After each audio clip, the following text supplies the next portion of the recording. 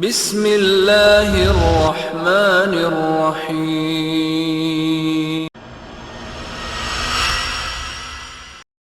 فلا مضل له ومن يضلل فلا هادي له واشهد ان لا اله الا الله واشهد ان محمدا عبده ورسوله اما بعد فقد قال الله تعالى في كلامه المجيد والفرقان الحميد فاعوذ بالله من الشيطان الرجيم بسم الله الرحمن الرحيم اليوم اكملت لكم دينكم واتممت عليكم نعمتي ورضيت لكم الاسلام دينا. تعریف و توصیف، حمد و ستائش، بزرگی اور کبریائی اس وحدہ لا شریک کے لیے جو یک و تنہا اس کائنات کا خالق و مالک ہے، اور اس کے بعد انگنت بے شمار درود و سلام سب سے آخری نبی سید المرسلین، شافی محشر، ساقی کوثر، احمد مجتبی محمد مصطفیٰ صلی اللہ علیہ وسلم کی ذات گرامی پر اللہم صلی علی محمد وعلی آل محمد کما صلیت علی ابراہیم وعلی آل ابراہیم انکا حمید مجید. اللہم بارک علی محمد وعلی آل محمد کما بارکت علی ابراہیم وعلی آل ابراہیم انکا حمید مجید. رب اشرح لی صدری یسر لی امری واحلل عقدۃ من لسانی یفقہوا قولی. ربی زدنی علما ربی زدنی علما ربی زدنی علما. الحمدللہ جو مہینہ ہم لوگوں کے اوپر سایہ فغن ہے، جس مہینے کا نام ہے رجب المرجب. اللہ رب العالمین قرآن میں ارشاد فرماتا ہے کہ ان عدۃ الشہور عند اللہ 12 شہرا فی کتاب اللہ یوم خلق السماوات والارض منها 4 حرم، کہ بے شک اللہ رب العالمین کے نزدیک مہینوں کی تعداد 12 ہے اس زمانے سے جب آسمان اور زمین کو پیدا کیا تھا. تب سے اللہ رب العالمین نے سال کو 12 مہینوں کے اندر ڈیوائڈ کر دیا، تقسیم کر دیا. ان 12 مہینوں میں سے اللہ رب العالمین نے 4 مہینوں کو حرمت والا مہینہ بنایا ہے. 4 مہینے ایسے جو حرمت والے مہینے ہیں. ان حرمت والے مہینوں میں سے ایک مہینہ جیسے ذی الحجہ ہے، محرم ہے، اسی میں سے ایک مہینہ اللہ رب العالمین نے رجب کے مہینے کو بنایا کہ یہ مہینہ حرمت والا مہینہ ہے. حرمت والے کا مطلب کہ عام مہینوں کے اندر جیسے ہمیں گناہوں سے دور رہنا ہے، اس مہینے کے آنے کے بعد گناہوں سے عام دنوں سے زیادہ دور رہنا ہے. اللہ تعالیٰ قرآن میں ارشاد فرماتا ہے فَلَا تَظْلِمُوا فِيهِنَّ أَنفُسَكُمْ، کہ اس مہینے، ان 4 مہینوں کے اندر تم اپنے نفسوں پر ظلم نہ کرو، یعنی نہ اپنے آپ پر ظلم کرو نہ کسی اور پر ظلم کرو. جھوٹ سے، دھوکے سے، خیانت سے، گالی گفتار سے، لڑائی جھگڑے سے، ہر برے کام سے دور رہنے والے بن جاؤ. اس مہینے کی یہ فضیلت ہے، اس مہینے کا یہ مقام ہے کہ اللہ رب العالمین نے اس مہینے کو حرمت والا مہینہ بنایا، اشہر الحرم میں سے بنایا کہ یہ مہینہ حرمت والا مہینہ ہے. اس مہینے کی تعظیم کرو، اس مہینے کے اندر حرام کام نہ کرو، حرام کاموں سے دور رہو، بھلائی کا حکم دو اور برائیوں سے تم باز رہنے والے بن جاؤ، امر بالمعروف اور نہی عن المنکر کا کام کرنے والے بن جاؤ. علامہ ابن حجر عسقلانی ارشاد فرماتے ہیں اپنی کتاب ترغیب و ترہیب کے اندر کہ ما وجدنا فی فضل شہر رجب، ہم نے رجب کے مہینے کی فضیلت کے اندر اس کے مہینے کی فضیلت ہو، اس کے نماز کی فضیلت ہو، اس کے روزے کی فضیلت ہو یا اس کے رات جاگنے کی فضیلت ہو، ان تمام سلسلوں کے اندر ہمیں کوئی صحیح روایت نہیں ملتی. یعنی رجب کے مہینے کی فضیلت صرف اتنی ہے کہ یہ اشہر الحرم میں سے ہے، حرمت والے مہینوں میں سے ہے. اس کے علاوہ قرآن اور حدیث کے اندر رجب کے مہینے کی کوئی فضیلت، کوئی عمل الگ سے ثابت نہیں ہے. اور یہ بات مستحکم ہے، یہ بات ہمارا ایمان ہے، یہ بات ہمارا عقیدہ ہے کہ اللہ رب العالمین سورہ مائدہ کے اندر ارشاد فرماتا ہے کہ الیوم اکملت لکم دینکم واتممت علیکم نعمتی ورضیت لکم الاسلام دینا، کہ آج کے دن یعنی سید المرسلین نے جس وقت حجۃ الوداع کیا، اس عرفہ کے میدان میں اللہ رب العالمین نے یہ بات بتا دی کہ آج کے دن یعنی سید المرسلین کی موجودگی کے اندر آپ کے سامنے اللہ رب العالمین نے دین اسلام کو مکمل کر دیا ہے. अल-यौम अकमलतु लकुम दीनकुम, आज के दिन तुम्हारे ऊपर तुम्हारे दिन को तमाम कर दिया गया। अल-यौम अकमलतु लकुम दीनकुम व अतममतु अलैकुम निअमती, और मैंने अपनी नेमतों को तुम्हारे ऊपर तमाम कर दिया।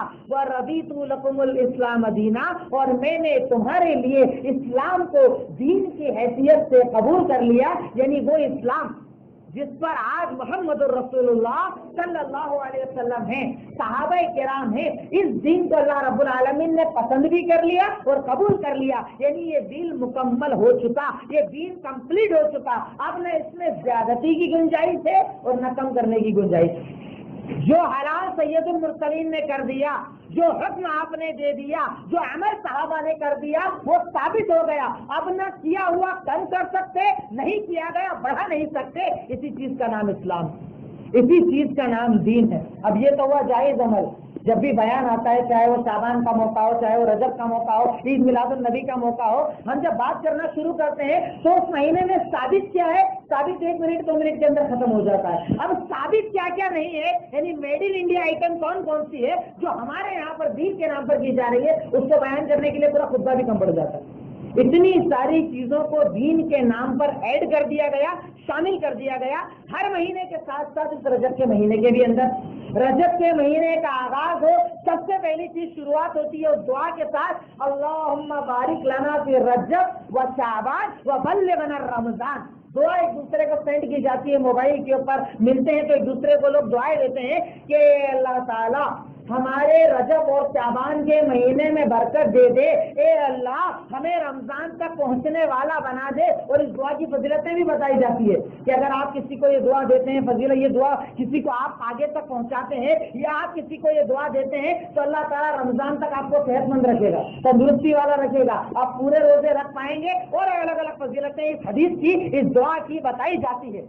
ये दुआ अल-जामे सगीर के अंदर ये रिवायत है, जिसके अंदर एक रावी है अबू जायदा जिनका नाम है, और ये रिवायत वो रावी चूंकि ज़ईफ है, इस बुनियाद पर ये रिवायत ज़ईफ है, यानी इस रिवायत का कोई सर पैर नहीं पाया जाता। इस दुआ पर अमल करना इस्लाम में नहीं पाया जाता। सबसे पहली शुरुआत रजब की होती है इस दुआ के साथ। अब दुआ होने के बाद कई तरह के अमाल को इस रजब के महीने के अंदर शामिल कर लिया गया, और सिर्फ शामिल नहीं किया गया, उस दर्जे पर शामिल कर दिया गया कि करने वाला ही दीनदार, और जो अमल ना करे वो गुस्ताख रसूल, वो दीन का गुस्ताख, वो रजब का गुस्ताख, वो सही मायनों में मुसलमान नहीं बल्कि उसे काफिर तक का लक़ब दे दिया गया जो ये अमल नहीं करता, इस अमल के खिलाफ है, इस अमल के खिलाफ बातें करता है, इस अमल के खिलाफ लोगों को बताता है। तरह तरह की बिदअतों को हर महीने के साथ साथ इस महीने के अंदर भी शुरू कर दिया गया।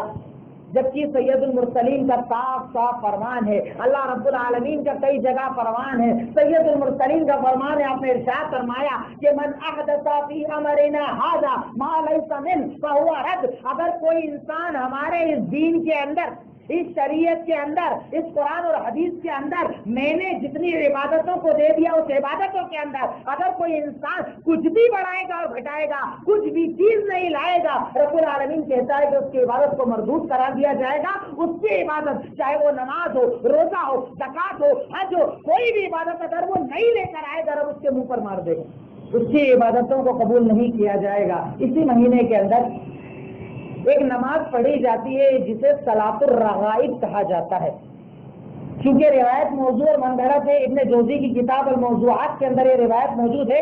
एक रिवायत के अंदर 4 रकात का जिक्र है और एक रिवायत के अंदर 12 रकात का जिक्र है। इरशाद फरमाया कि मन सल्ला, जिसने रमजान के महीने के अंदर पहले तो रोजा रखा और इस रजब के महीने के अंदर रोजा रखा और रोजा रखने के साथ साथ रगाइब की नमाज को पढ़ा। अब वो नमाज कैसी, या तो 4 रकात नमाज या 12 रकात नमाज। नमाज पढ़ने की कैफियत को भी बयान किया गया कि कैसे पढ़ा। उसने पढ़ने में पहली रकात के अंदर आयतल कुर्सी को इतनी मर्तबा पढ़ा, दूसरी रकात के अंदर सूरह इखलास को इतनी मर्तबा पढ़ा। यानी ऐसे ऐसे जिस नमाज को 4 और 12 रकात जिसने सलातुर रगाइब को रजब के अंदर पढ़ लिया, लम यमुत हत्ता यरा मकादहु मिनल जन्नह, कि वो नहीं मरेगा लेकिन मरने के पहले दुनिया में जन्नत में अपना घर देख लेगा।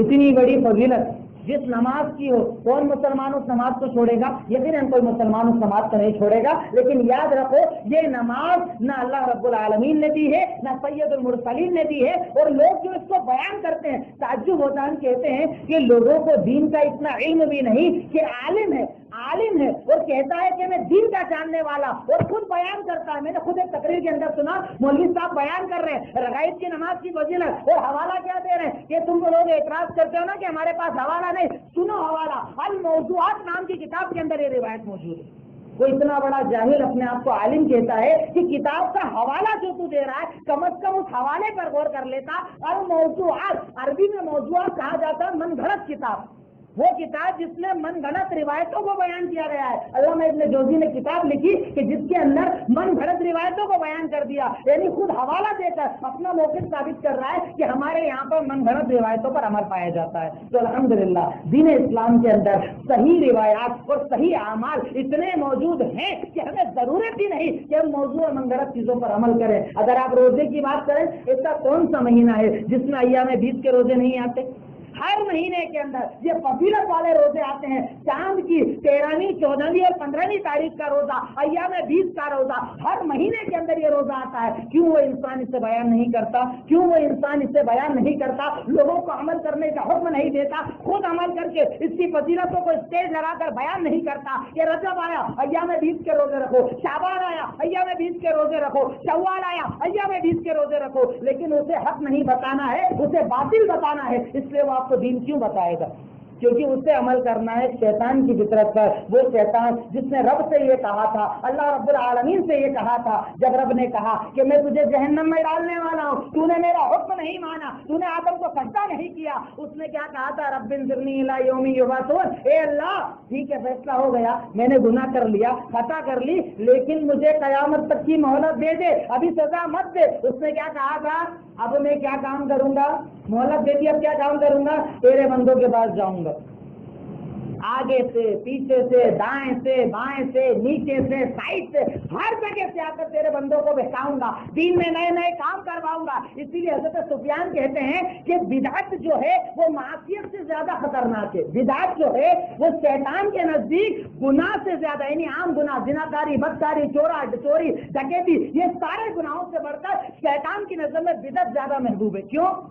क्योंकि गुनाह करने वाला अपने गुनाह से तौबा कर सकता है, लेकिन बिदअत करने वाला अपनी बिदअत से तौबा नहीं करता। अरे नमाज तो पढ़ रहा हूँ, इसमें गलत क्या है? रोजा रख रहा हूँ, इसमें गलत क्या है? इमाम जाफर सादिक की नियाज बनाकर पुण्य कर रहा हूँ, उसमें गलत क्या है? वो उसे नेकी समझता है, इसलिए कभी तौबा नहीं करता। तो हज़रत सुफियान कहते हैं कि इंसान, ये इब्लीस, ये शैतान जितनी मेहनत बिदअत के अंदर करता है, उतनी मेहनत गुनाह के अंदर नहीं करता। क्यों? मैं चोरी करूँ मुझे एहसास होता है, मैं जिनाकारी करूं मुझे एहसास होता है, मैं गालियां दूं मुझे एहसास होता है, माँ बाप का दिल दुखाऊं एहसास होता है, हराम माल खाऊं एहसास होता है, मैं तौबा करता हूं। और बिदअत करने वाला जब अपनी बिदअत को याद करता है और ज्यादा मजबूत हो जाता है। मैंने 12 रकात नमाज पढ़ी थी, मैंने कूड़े भरे थे, मैंने ये अमल किया, मैंने वो अमल किया। यानी बिदअत का करने वाला कभी तौबा नहीं करता। इसीलिए इब्लीस ज्यादा मेहनत बिदअत के ऊपर करवाता है, क्योंकि बिदअत को इंसान अच्छा समझकर करता है। अच्छा ही अमल तो कर रहा हूँ, अच्छी नमाज तो पढ़ रहा हूँ, रोजा ही तो रख रहा हूँ, कूड़े ही तो भर रहा हूँ। इसलिए बिदअत को सैयदुल मुरसलीन ने कहा कि बिदअत से डरो, क्योंकि बिदअत हिलाकत तक ले जाने वाली है। इसीलिए आपने इरशाद फरमाया कि कुल्लु मुहदसतिन बिदअह, हर ईजाद की गई चीज जो बिदअत है वो बिदअत है, और हर बिदअत गुमराही। कोई बिदअत तुम्हें जन्नत में ले जाने वाली नहीं। हर वो चीज जिसको दीन में ईजाद करोगे, चाहे वो नमाज हो, रोजा हो, सदका हो, खैरात हो, कोई भी इबादत है, जब तुम उसको दीन के अंदर लाओगे, ये हर बिदअत तुमको जहन्नम में ले जाएगी। हर बिदअत जहन्नम तक ले जाने वाली है, जहन्नम तक पहुंचाने वाली है। एक और इस महीने की फजीलत के अंदर एक हदीस अल मौज़ूआत के अंदर ये रिवायत भी मौजूद है, पेश की जाती है कि फज़्लु शहर रजब अला साइरिश शुहूर कफ़ज़लिल कुरआन अला साइरिल कुतुब, के रजब के महीने की फजीलत सारे 11 महीनों पर ऐसे है जैसे कुरान की फजीलत दुनिया की सारी किताबों के ऊपर मौजूद। मन घड़त रिवायत रजब की फजीलत के ताल्लुक से पेश की जाती है। अब एक मेन मसला जो कल आने वाला है, कूड़े जिसे कहा जाता है, اگر اس کنڈے کی ایجاد کو آپ دیکھنے جائیں، کہیں پر بھی سرچ کر لیجئے، نیٹ کے اوپر دیکھ لیجئے، سرچ کیجئے کہ کنڈوں کی ابتدا کب سے ہوئی، شروعات کب سے ہوئی، یہ شروعات آپ کو بتا دے گی کہ دین ہے کہ نہیں ہے، کام وہیں ختم ہو جائے گا۔ 1906 عیسوی کے اندر، یعنی اب سے کتنے سال پرانی بات کر رہے ہیں، کچھ سال پیچھے چلے جائیں، بہت لمبا نہیں، تابعین کا زمانہ نہیں، صحابہ کا زمانہ نہیں، اماموں کا زمانہ نہیں، مجددین کا زمانہ نہیں، علماء کا زمانہ نہیں، محدثین کا زمانہ نہیں، ابھی سے کچھ دور پیچھے یو پی لکھنؤ کے قریب ایک جگہ رامپور پائی جاتی ہے، وہاں پر امیر سینا کے زمانے کے اندر ایک واقعہ پیش آیا جسے حکایات عجیب کے نام سے لکھا بھی گیا ہے۔ لمبا واقعہ ہے، میں چاہتا ہوں اس کو مختصراً بیان کر دوں۔ دیکھیے الحمدللہ ہمارا منہج اس مسجد کے اندر اس منبر پر کھڑے ہو کر جو بھی امام خطبہ دے، چاہے وہ بچہ ہی کیوں نہ خطبہ دے، ہمارا منہج ہے کتاب اور سنت، اللہ کا فرمان اور سید المرسلین کا فرمان، یعنی حکم اللہ کا اور طریقہ رسول اللہ صلی اللہ علیہ وسلم کا، یہ ہمارا منہج ہے۔ اس منہج پر جو عمل آئے کتاب اور سنت کا ماننے والا سر جھکا دیتا ہے۔ نماز آئی ہم نے سر جھکا دیا، روزہ آیا ہم نے سر جھکا دیا،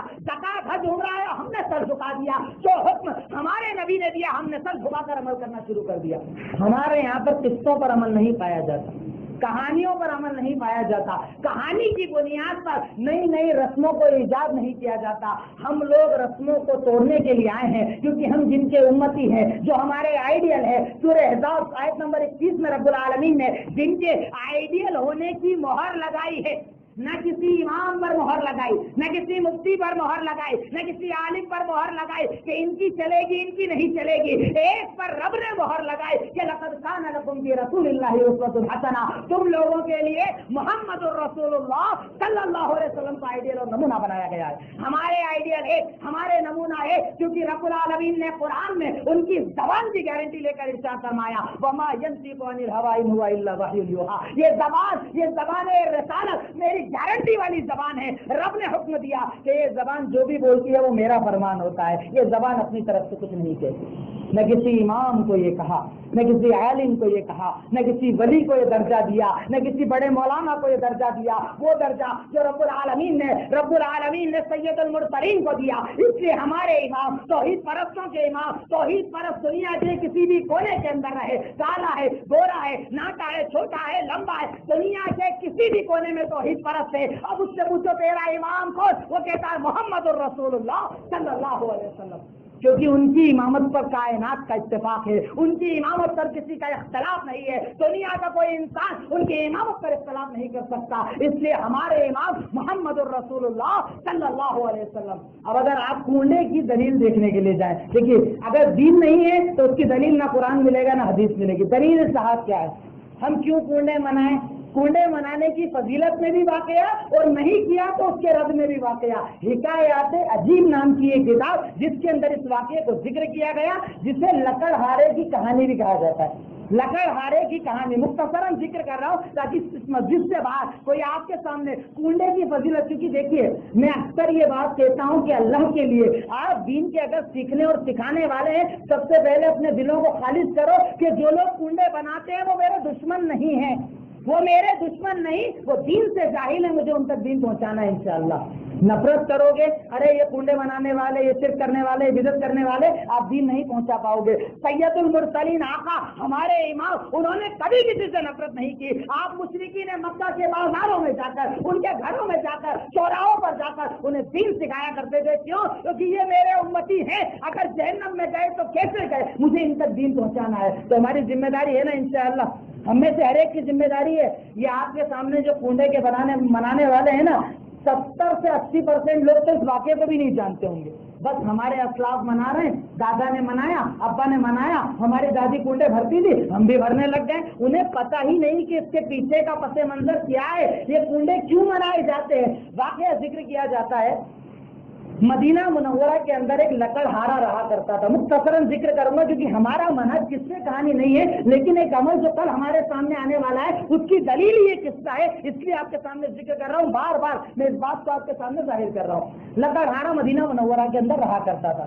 بیوی بچوں کے ساتھ، انتہائی زیادہ غربت کا عالم، پریشانی کا عالم تھا، بہت زیادہ پریشان تھا، مدینہ میں رہ کر اس کا گزارا نہیں ہو رہا تھا، اس کا گھر ایک وزیر اس زمانے کے اندر وزیر کا بہت بڑا بنگلہ تھا, بہت بڑا محل تھا, اس کے پاس وہ رہا کرتا تھا انتہائی زیادہ غربت کے اندر. اب اس کا گزارا نہیں چل رہا تھا, وہ کیا کرتا ہے, گھر چھوڑ کر چلے جاتا ہے, کسی اور شہر میں جاؤں گا, محنت کروں گا, کاروبار کروں گا اور اپنے گھر والوں کے لیے پیسہ بھیجوں گا. اب وہ ایک اور شہر کے اندر گیا, اتفاق سے وہاں پر بھی اس کے حالات نہیں سدھرے. یہ کتاب حکایات عجیب کے اندر پورا واقعہ مولانا محمود الحسن ندوی صاحب نے کنڈے کی حقیقت نام کی کتاب کے اندر پورے اس واقعے کو دلیلوں کے ساتھ ذکر کیا کہ یہ واقعہ کیوں غلط ہے, پورا ثابت کیا. اگر آپ چاہیں تو نیٹ پر وہ کتاب نکال کر اس کتاب کو بھی پڑھ سکتے ہیں. اور یہ آدمی چلا جاتا ہے مدینہ چھوڑ کر, اتفاق سے جہاں پہنچتا ہے وہاں پر بھی اس کا گزارا نہیں ہوتا ہے, پریشانی کا عالم, بس اپنا کھا لے وہی بہت ہے. تقریباً 12 سال تک وہ آدمی گھر سے دور رہتا ہے. ادھر اس کی بیوی اور بچے پریشانی کے عالم میں. اب بیوی کیا کرتی ہے,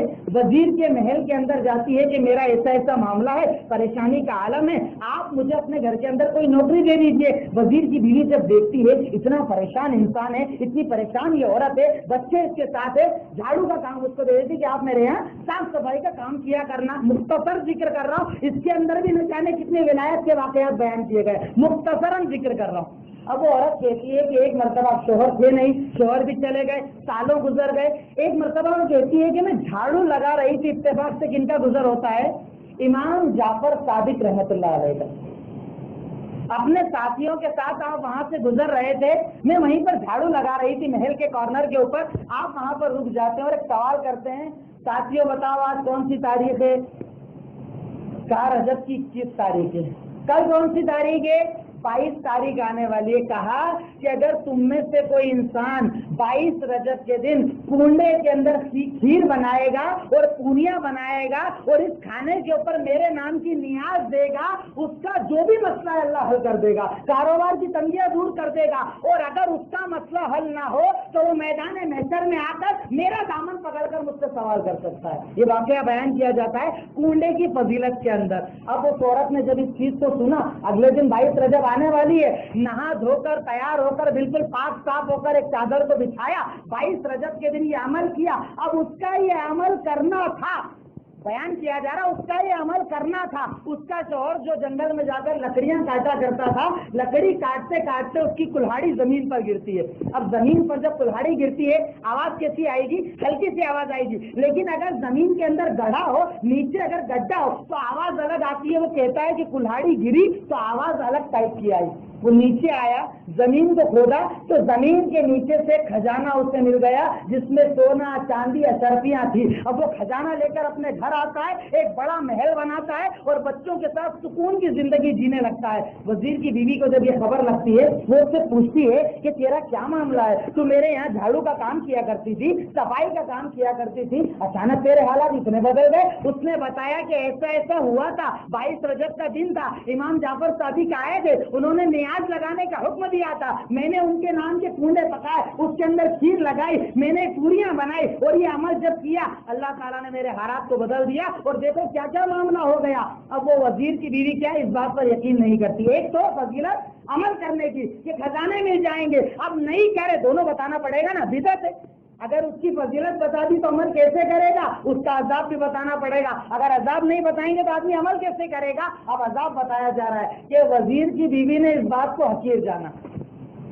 حقیر جاننا تھا. کیا معاملہ شروع ہوا کہ وہ وزیر بادشاہ کا بڑا محبوب تھا, بہت محبوب تھا. لیکن ہوتا ہے نا, جب بادشاہ کا کوئی محبوب ہوتا ہے تو اس کے پیچھے سازش کرنے والے بھی لگے رہتے ہیں کہ کیسے اس کو نیچے گرایا جائے. اب لوگ جو اس انتظار کے اندر تھے, ان لوگوں نے کیا کیا, اس کے خلاف سازش کرنا شروع کر دی. اب چونکہ اس عورت نے 22 رجب کے کنڈے کی اہمیت کو نکار دیا تھا, انکار کر دیا تھا, رب کا عذاب تو آنا ہی تھا. کیا ہوا, جیسے ہی اس نے اس کی اہمیت کو نہیں سمجھا, اس کے آدمی پر عذاب آنا شروع ہو گیا.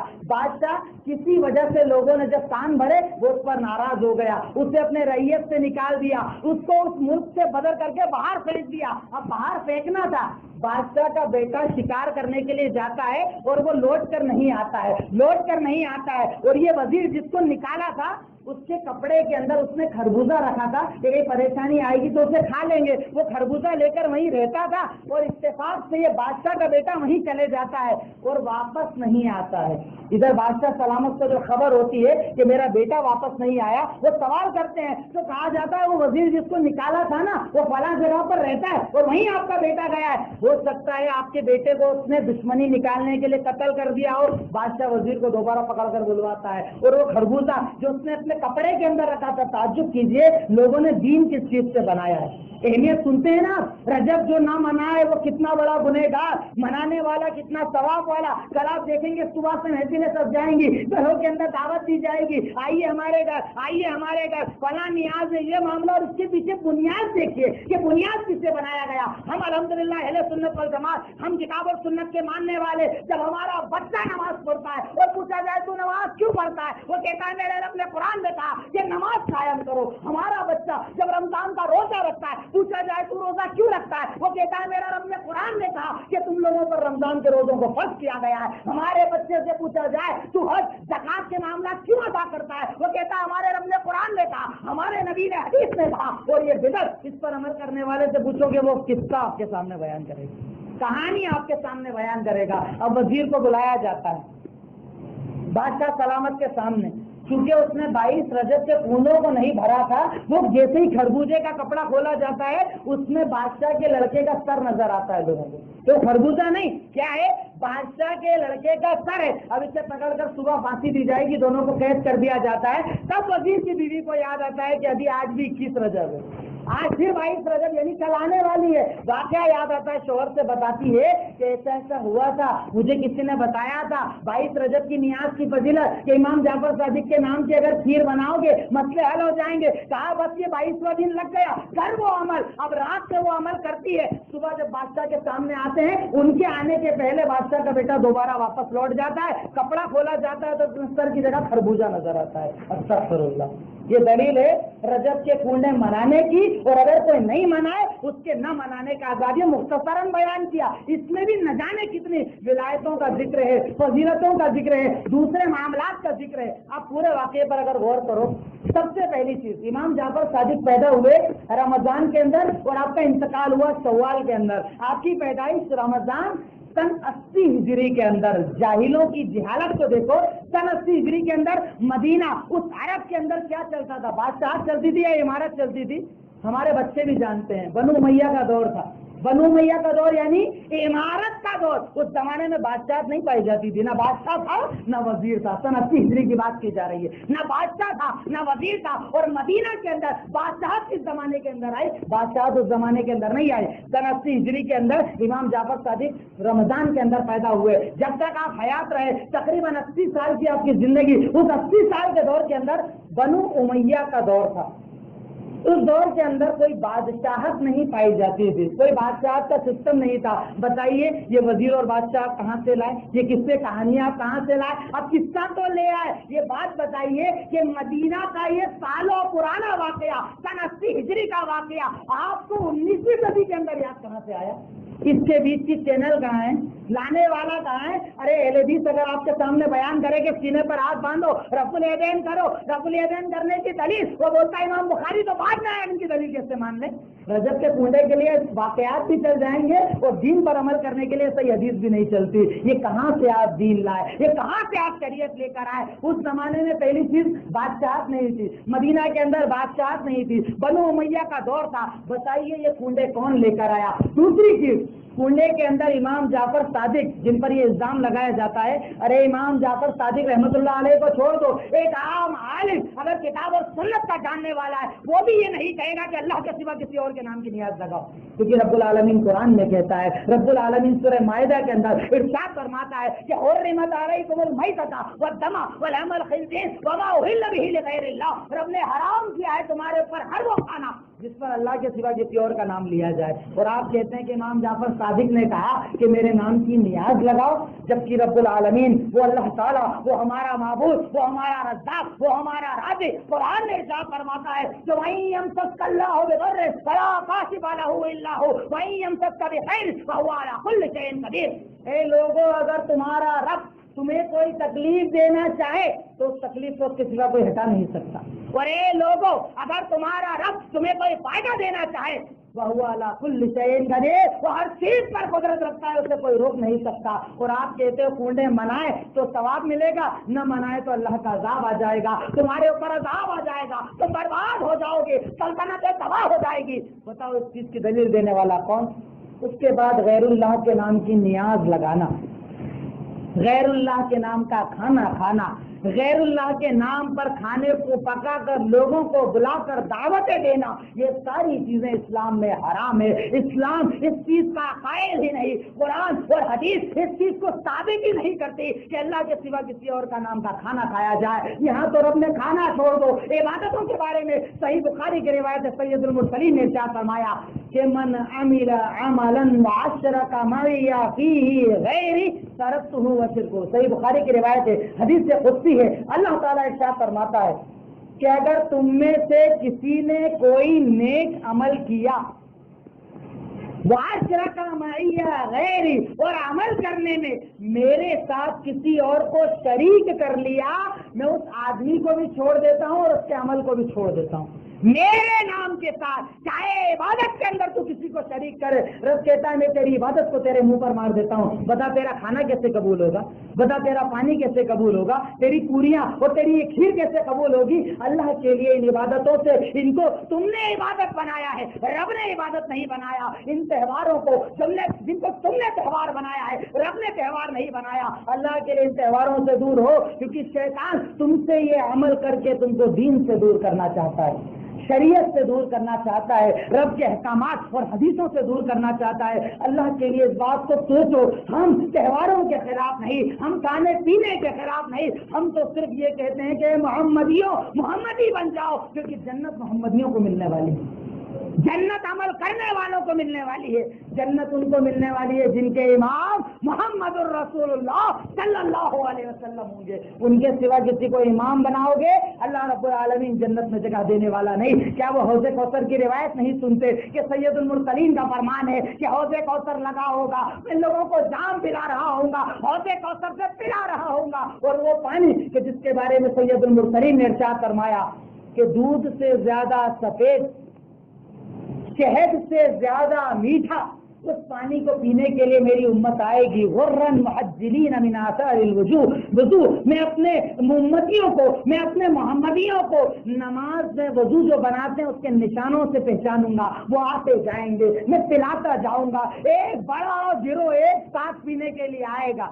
बाकायदा मुसलमान नजर आएंगे, नमाजी भी नजर आएंगे, वजू करने वाले भी नजर आएंगे। मेरे पास आने लगेंगे, फरिश्ते उनको कोड़े मारकर दूर कर देंगे। सैयदुल मुरसलीन कहते हैं मैं सवाल करूंगा, ये मेरी उम्मत है, ये मेरी उम्मत है, ये मेरी उम्मत है। और एक चीज से पता चलती है कि आप सल्लल्लाहु अलैहि वसल्लम गैब के जानने वाले नहीं थे। सोचो, अगर आप गैब के जानने वाले होते तो आपको पता होता है बिदअतियों का जत्था आ रहा है, आप फरिश्तों से कह रहे हैं अरे क्यों मार रहे हो, क्यों भगा रहे हो, ये मेरे उम्मती है, तो फरिश्ते जवाब देंगे ए सैयदुल मुरसलीन आप नहीं जानते, ये वो लोग हैं कि उम्मती आपके थे, कलमा आपका पढ़ते थे, मुसलमान भी थे, लेकिन आपके बाद बिदअतों को इजाद करने वाले थे, नए नए दीन बनाने वाले थे, नए नए त्योहार बनाने वाले थे, नई नई नमाज और रोजे बनाने वाले थे। सैयदुल मुरसलीन कहेंगे भी ना मेरी नजरों से दूर कर दो, क्योंकि ये मेरे उम्मती नहीं है। हौज़े कौसर से इन लोगों को दूर कर दिया जाएगा जो इबादतें अपनी मर्जी से बनाते हैं, त्योहार अपनी मर्जी से मनाते हैं। सवाल करो अपने उलमा से, जाकर पूछो, आज मजाल खुला हुआ है, आप टेक्नोलॉजी के पढ़ने और जानने वाले हैं, सवाल करो कि बताओ कहाँ है ये कुंडे, कहाँ है इस कुंडे की दलील, इनकी फजीलतों की दलील, हमें दलील ला कर दो। इमाम जाफर सादिक न इस दिन पैदा हुए, मैंने कहा रमजान में आप पैदा हुए, शव्वाल में आपका इंतकाल हुआ। हाँ हुआ था इस दिन एक वाकया, हुआ था इस दिन वाकया।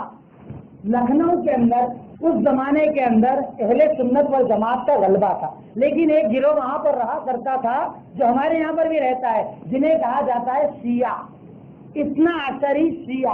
वो शिया کہ جو صحابہ کرام کو مرتد بولتے ہیں کہ صحابہ کرام سارے کے سارے مرتد، آپ صلی اللہ علیہ وسلم کی وفات کے بعد سب نے اسلام چھوڑ دیا تھا، وہ شیعہ جو امیر معاویہ کو گالی دیتے ہیں، یزید کو گالی دیتے ہیں، ابو بکر صدیق کو گالی دیتے ہیں، عمر کو گالی دیتے ہیں، عثمان کو گالی دیتے ہیں، عائشہ کو گالی دیتے ہیں، یہ وہ لوگ جو دین سے خارج ہیں، جو کہیں قرآن ادھورا ہے، جو کہیں دین ادھورا ہے، جو کہیں نبی علی سے غلطی سے محمد رسول اللہ صلی اللہ علیہ وسلم کو بنا دیا گیا، یہ وہ جو اسلام کے دشمن، یہ جو مسلمانوں کے دشمن، یہ جو قرآن کے دشمن، ان لوگوں نے اس تہوار کو ایجاد کیا اور نام دیا امام جعفر صادق کی پیدائش کا۔ نہ آپ پیدا ہوئے نہ آپ کا انتقال ہوا۔ ہمارے یہاں پر شیعہ لوگ پائے جاتے ہیں، کہیں سے شیعہ کیلنڈر خریدنا، شیعہ کیلنڈر کے اندر رجب کا مہینہ کھولنا، 22 تاریخ کے دن وہاں پر پتہ ہے کیا لکھا ہے؟ ایک تو لکھا ہے امام جعفر صادق کی نیاز، اس کے نیچے فارسی میں لکھا ہے مرگ معاویہ،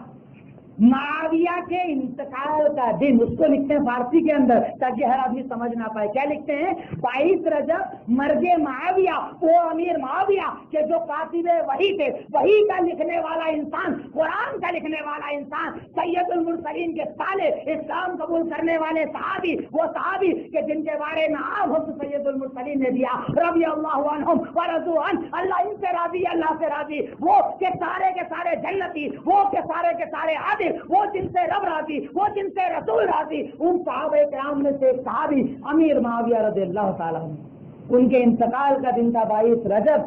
شیعہ جو ان سے حسد کرتے تھے، کپٹ کرتے تھے، جلن رکھتے تھے، تکلیف رکھتے تھے، ان کے انتقال کے دن خوشی کیسے منائیں، کیسے خوشی منایا جائے۔ دیکھا یہ مسلمان تو جاہل ہے، انہیں ایک دو کہانی دے دو یہ بھی خوشی منانے لگ جائیں گے۔ یہ کلمے کا پڑھنے والا، صحابہ سے محبت کا دعویٰ کرنے والا، قرآن اور حدیث سے محبت کا دعویٰ کرنے والا امیر معاویہ کے انتقال کے دن شیعوں کی طرح خوشیاں مناتا ہے اور مٹھائی کھلاتا ہے، کھیر کھلاتا ہے، خود بھی کھاتا ہے اور لوگوں کو بھی کھلاتا ہے۔ اللہ تعالیٰ مسلمانوں کو ہدایت دیتے۔ ہم میں سے ہر ایک انسان، اس مسجد میں جتنے بھی لوگ بیٹھے ہو، اللہ کی قسم آپ دائی ہو، آپ کی ذمہ داری ہے۔ میں ایک عبدالحمید مدری ہر جگہ نہیں جا سکتا، لیکن رب نے جو مجھے سکھایا میں نے آپ کو بتا دیا، میری ذمہ داری مکمل۔ اب آپ میں سے ہر آدمی کی ذمہ داری ہے کہ کل کے آنے کے پہلے یہ بات کم سے کم ہر آدمی ایک آدمی تک یہ بات پہنچائے، دین کو آگے بڑھاؤ۔ اور ایک آخری بات جس کو میں اپنی بات ختم کروں گا، 27 رجب کے دن ایک کام اور کیا جاتا ہے، جشن معراج۔ ابھی آپ کے سامنے ہوگا ہورڈنگ لگا کر جشن معراج کیا جائے گا، معراج کا جشن منایا جائے گا۔ تعجب ہوتا ہے ہم مسلمانوں کا ہر چیز کا جشن منانا کہاں سے آ گیا، کہ جشن کا سسٹم کہاں سے آیا؟ کیونکہ اسلام میں کہیں پر جشن کا سسٹم نہیں ہے، ہمارے یہاں پر جشن منایا جاتا ہے۔ ابھی بورڈ لگیں گے آپ کے سامنے، جشن معراج النبی، معراج النبی کا جشن۔ پہلی چیز، صحابہ کرام کا اس بات پر اتفاق تھا کہ معراج کی تاریخ کسی کو پتا نہیں، اللہ تعالیٰ نے معراج کی تاریخ کسی کو نہیں بتائی۔ پتہ نہیں ان لوگوں کو کہاں سے معلوم چل گیا کہ معراج 27 رجب، ایگزیکٹ 27 رجب کے دن معراج ہوئی۔ اور چلیے آپ کو اگر پتہ چل بھی گیا کہ 27 رجب کو معراج ہوئی تو آپ کو کیا کرنا چاہیے تھا؟ جشن مناتے، خوشی مناتے۔ ارے اس دن آپ یہ کہتے کہ آج کا دن وہ دن ہے جس دن میرے رب نے میرے نبی کے مقام کو بتایا تھا، کہ رب نے آپ کو اپنے گھر سے زیادہ تو اللہ ڈائریکٹ معراج کرا دیتا۔ اللہ نے معراج کرائی نہیں، پہلے اسراء کرائی پھر معراج کرائی، دو عمل وہاں پر ہوئے تھے۔ اسراء آپ کو اپنے گھر سے بیت المقدس لے جایا گیا، تو آج کے دن 27 رجب اگر آپ مانتے ہو کہ معراج کا دن ہے تو اس دن یاد کرو کہ بیت المقدس کی فضیلت کیا ہے، بیت المقدس کا مقام کیا ہے، وہ یاد کر لیا۔ پھر دوسری چیز یاد کرو کہ ہمارے نبی کا مقام کیا ہے، کہ ان کے سامنے کیا کسی ایمان کی چلے گی کہ تو اپنی 24 گھنٹے کی زندگی کے اندر جب تجھ سے کہا جاتا ہے نماز کا طریقہ یہ، تو کہتا ہے میرے مسلک میں نہیں، روزے کا طریقہ یہ، تو کہتا ہے میرے مسلک میں نہیں، کہا جاتا ہے تکلیف غلط، تو کہتا ہے میرے مسلک میں نہیں۔ تجھے یاد کرنا تھا تو معراج کے ذریعے یاد کرتا کہ ہمارے نبی کا مقام اتنا اعلیٰ کہ تو اماموں کو پیش کرتا ہے، عالموں کو پیش کرتا ہے، مفتیوں کو پیش کرتا ہے۔ ارے میرے نبی کا تو وہ مقام ہے کہ رب نے بیت المقدس میں سارے نبیوں کو برزخ کی زندگی سے دوبارہ اس حیات کے اندر، اس برزخی زندگی کے اندر بیت المقدس میں جمع کیا، سب کو ایک ساتھ جمع کیا اور امام بنایا میرے نبی محمد رسول اللہ صلی اللہ علیہ وسلم۔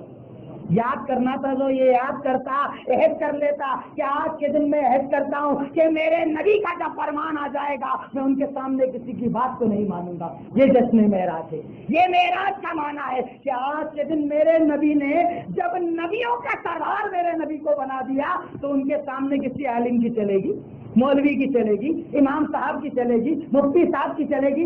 ارے جب ان کے سامنے نبیوں کی نہیں چلتی تو اماموں کی کہاں چلے گی؟ اپنا ایمان لے آتا، اپنا ایمان مکمل کر دیتا کہ آج سے میرا یہ ایمان کہ میرے نبی کا جو فرمان آ گیا آج سے وہی میری زندگی ہوگی۔ تب تو نے جشن معراج منایا ہوتا، تب تو نے معراج کو سمجھا ہوتا۔ ارے معراج کے جشن منانے والے اگر جشن منانا ہی تھا تو اس دن کہتا کہ میں آج سے 5 وقت کی نمازوں کو جماعت سے ادا کروں گا۔ میرے رب نے روزہ کہاں دیا؟ دنیا کے اندر۔ زکات کہاں دی؟ دنیا کے اندر۔ روزہ، زکات، حج، عمرہ، عبادات، حلال حرام سب کہاں دیا؟ دنیا کے اندر۔ اور نماز کہاں دی؟ آسمان پر بلا کر۔ یہ نماز کی فضیلت ہے کہ نہیں ہے؟ نماز کی فضیلت ہے کہ رب نے آسمان پر بلایا ہمارے نبی کو، آسمان کی سیر کرائی، معاملات کو دکھایا اور وہاں پہنچنے کے بعد کہا سنو اے نبی میں تمہیں 50 وقت کی نماز دیتا ہوں، جاؤ اپنے امتیوں کو دے دو۔ لے کر آئے۔ موسیٰ نے کہا 50 زیادہ ہے، زیادہ ہے، 50 لے کر جا رہے ہو؟ میں بنی اسرائیل کو دیکھ کر آیا ہوں، بڑی خراب قوم ہے، عمل نہیں کرے گی، جاؤ کم کرا کراؤ۔ گئے 45 40 35 30 25 کرتے کرتے رب نے آخری میں بول دیا 5۔ لیکن میرے پاس رب کہتا ہے کہ میں رب ہوں، معبود ہوں، خالق ہوں، مالک ہوں۔ انہ لا یبدل القول لدی، میرے پاس فیصلوں کو بدلا نہیں جاتا ہے۔ اے محمد الرسول اللہ صلی اللہ علیہ وسلم، یہ آپ کا مقام ہے، آپ کا مرتبہ ہے، یہ آپ کی عظمت ہے کہ آپ کے آنے پر میں نے 50 کو 5 کر دیا، لیکن میرا حکم نہیں بدلا جاتا۔ تو سن لو، آپ کی امت میں اگر کوئی 5 پڑے گا میں 50 کا ثواب اسے دینے والا ہوں۔ معراج کا جشن منانے والوں اگر جشن منانا تھا تو اس دن اعلان کرواتے کہ اب ہم 5 وقتہ نمازی بن جائیں گے، 5 وقتہ نمازوں کو ادا کریں گے۔ اے محمدیوں، کلمہ پڑھنے والوں، توحید کی بات کرنے والوں، اگر تم یہ عمل مانتے ہو، اگر معراج یاد کرتے ہو تو یاد کرو اور عہد کرو کہ انشاءاللہ 5 وقتہ نمازی بنیں گے ہم لوگ، پڑھیں گے نماز، کیونکہ یہ نماز آسمان پر بلا کر دی گئی۔ جشن معراج کے منانے والوں، معراج کے دن اگر سوچنا تھا، میں نے کئی باتیں ذکر کی، کئی چیزوں کو ذکر کیا۔ اس مہینے کی فضیلت میں نہ کوئی دعا ہے، اس مہینے کی فضیلت میں نہ کوئی نماز ہے، اس مہینے کی فضیلت میں کوئی روزہ نہیں ہے، اس مہینے کی فضیلت میں کنڈا نہیں ہے، اس مہینے کی فضیلت میں جشن معراج نہیں ہے۔ اللہ کے لیے بدعتوں سے دور ہو جاؤ، یہی وہ بدعتیں ہیں جو ہماری جڑوں کو کاٹ رہی ہے۔ جب بھی کوئی قوم، سید المرسلین کا فرمان ہے کہ جب بھی کوئی قوم بدعتوں کو ایجاد کرتی ہے اللہ تعالیٰ سنتوں کو اٹھا لیتا ہے، دین کو اٹھا لیتا ہے۔ ہمارے سماج سے توحید کا خاتمہ ہو رہا ہے، رسالت کا خاتمہ ہو رہا ہے، صحیح دین کا خاتمہ ہو رہا ہے۔ ہم میں سے ہر مرد، ہر عورت، ہر بچے، ہر جوان کی ذمہ داری ہے کہ ہم دین کی باتوں کو عام کریں۔ روزانہ اپنے ٹائم میں کچھ وقت تو اللہ کے لیے نکالو، دین کے لیے نکالو، شریعت کے لیے نکالو۔ یاد رکھو کہ تمہارا ایک کلمہ، ایک بات، ایک جملہ اگر دین کے لیے ایک جملہ تمہارا نکلتا ہے اور کسی کا دل بدل جائے، تم مر بھی جاؤ، انشاءاللہ قبر میں تمہیں ثواب ملتا رہے گا۔ کریں گے عمل، کریں گے انشاءاللہ، آخرت کے لیے عمل کریں گے، دین کی بات لوگوں کے سامنے انشاءاللہ۔ پھر میں دعا ہے اللہ رب العالمین تو ہمیں کہنے سننے سے زیادہ عمل کرنے کی توفیق عطا فرما دے۔ اے اللہ ہم تو تیرے فقیر ہیں، تیرے محتاج ہیں، تیرے آگے جھکنے والے، سروں کو جھکانے والے، ہاتھوں کو اٹھانے والے، ہم تیرے فقیر، تیرے محتاج، یہ سر تیرے سوا کہیں نہیں جھکتا، یہ ہاتھ تیرے سوا کہیں نہیں اٹھتا۔ اے اللہ ان فقیروں کی دعاؤں کو قبول فرما لے، اے اللہ محتاجوں کی دعاؤں کو قبول فرما لے۔ اے رحمان، اے رحیم، اے مالک، اے غفور، اے غفار، تو ہمارے گناہوں کو معاف فرما دے۔ اے اللہ ہماری خطاؤں کو معاف فرما دے، اے اللہ لفظوں کو معاف فرما دے۔ اے اللہ ہم تیرے محتاج، تیرے فقیر، پھر تیری بارگاہ میں تجھ سے مانگ رہے ہیں۔ اللہ یہ آنکھیں تیرے لیے بھری ہے، اے اللہ یہ دل تیرے لیے بھرا ہے، اے اللہ ہر گناہ کا اقرار بھی ہے، اللہ ہر خطا کا اقرار ہے۔ اللہ تو معاف نہ کرے گا تو کون معاف کرے گا؟ اللہ ہمارے گناہوں کو معاف فرما دے، اے اللہ ہماری خطاؤں کو معاف فرما دے، اے اللہ لفظوں کو معاف فرما دے، اے اللہ عذاب قبر اور عذاب جہنم سے نجات دے دے۔ الہی اے رب، اے تو ہمیں عذاب قبر اور عذاب جہنم سے نجات دے دے۔ اے اللہ یہ دل تیرے عذاب سے ڈرتا ہے، اے اللہ اس قبر سے ہمیں ڈر لگتا ہے، اے اللہ قبر کے عذاب سے ہمیں ڈر لگتا ہے۔ اے اللہ ہم تیری پکڑ کو بھی جانتے ہیں لیکن گناہ ہم کرتے ہیں، شیطان ہمیں بہکاتا ہے۔ اللہ اگر تو مدد نہ کرے گا تو کون مدد کرے گا؟ اللہ ہمیں نیکیوں کی توفیق دے دے، اے اللہ ہم جس دور میں جی رہے ہیں ہم سے تو نے توفیق کو اٹھا لیا ہے، چاہتے ہم سب ہیں لیکن ہم عمل نہیں کر پاتے، اللہ تو ہمیں نیکیوں کی توفیق دے دے، اللہ توفیق دے دے، اللہ توفیق دے دے، اللہ تو توفیق نہ دے تو ہماری اوقات ہی نہیں کہ ہم عمل کر سکے، اللہ تو ہمیں نیک عمل کرنے والا بنا دے، اللہ تیری رضا کے لیے جینے والا بنا دے، اللہ تیری رضا کے لیے جان مال عزتوں کو قربان کرنے والا بنا دے، اللہ تیرے دین، اللہ تیری شریعت، اللہ تیری توحید کے خاطر جب موقع لگے ہر چیز قربان کرنے کی تو ہمیں توفیق عطا فرما دے۔ اللہ ہم جانتے ہیں کہ تیرا عذاب ہم پر چل رہا ہے کہ ہر گھر میں بیماری ہے، کاروبار تباہ ہو گئے ہیں، قرضوں میں ہم ڈوبے ہیں، الہی الہی ہمارے ظلموں کو مت دیکھ، اللہ اپنی رحمت کو دیکھ کر ہمیں معاف فرما دے۔ اے اللہ تیرے فقیر اپنی فقیری کا اقرار کر کے مانگ رہے ہیں، اللہ اے مولا جتنے یہاں پر حاضر ہے جو نہیں آ پائے اللہ ان تمام بھائیوں کے کاروبار میں برکت عطا فرما دے، اے اللہ قرضوں سے نجات کا ذریعہ بنا دے، اے اللہ قرض کی ادائیگی کا ذریعہ کھول دے، اے اللہ حرام کاروبار سے بچا لے، اے اللہ ہر گھر میں بیماریاں ہیں اللہ تمہیں بیماریوں کی شفا بھی دے دے، اے اللہ ہم بیماریاں نہیں اس کو تیرا عذاب مانتے ہیں، اللہ اس عذاب کو ہم پر سے ہٹا دے، اللہ اس عذاب کو ہٹا دے، اللہ ہم عمل کریں گے تو ہمیں عمل کرنے کی توفیق عطا فرما دے، اللہ ہم نیکی کریں گے ہمیں نیک بننے کی توفیق عطا فرما دے، اللہ تو توفیق نہ دے گا تو کون توفیق دے گا، اللہ تو ہی ہمارا دینے والا، تو ہی ہمارا غوث ہے، تو ہی ہمارا مددگار ہے، تو ہی اکبر ہے، تو ہی سب سے بڑا ہے، اللہ تیرے سوا کوئی دینے والا نہیں، کوئی عطا کرنے والا نہیں، کوئی سمیع اور کوئی بصیر نہیں، اللہ اپنے ان فقیر بندوں کی دعاؤں کو سن لے، اے اللہ ہماری دعاؤں کو سن لے، بارک اللہ لنا ولکم فی القرآن المجید ونفعنی وإياکم تبارك الذي نزل الفرقان على عبده ليكون للعالمين نذيرا